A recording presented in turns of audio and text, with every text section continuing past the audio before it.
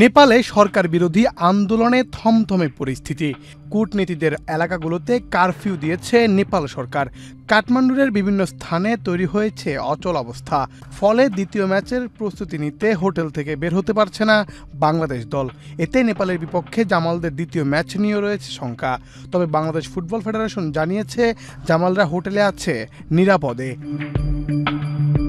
কাঠমান্ডুর দশরথ স্টেডিয়ামে মঙ্গলবার বিকাল 6:45 নেপালের বিপক্ষে দ্বিতীয় ম্যাচ খেলবে বাংলাদেশ।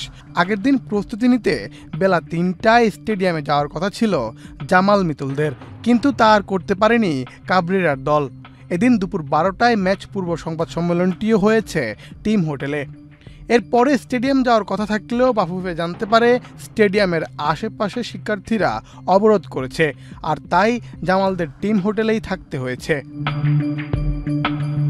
নেপালের এমন ঘটনায় বাংলাদেশেও জামালদের নিয়ে দুশ্চিন্তা শুরু হয় পরিবার থেকে ভক্ত সমর্থকদের মাঝে।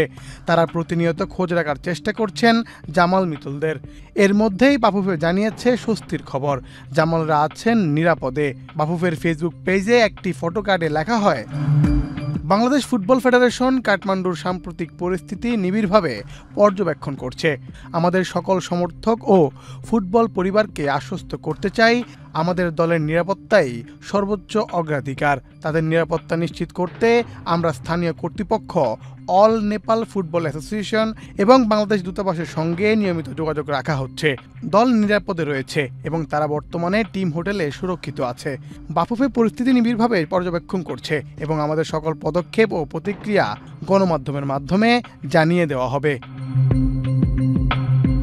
এমন অবস্থায় শেষ পর্যন্ত নেপালের বিপক্ষে দ্বিতীয় ফিফা আন্তর্জাতিক প্রীতি ম্যাচটি মাঠে গড়ায় কিনা তা নিয়ে রয়েছে শঙ্কা।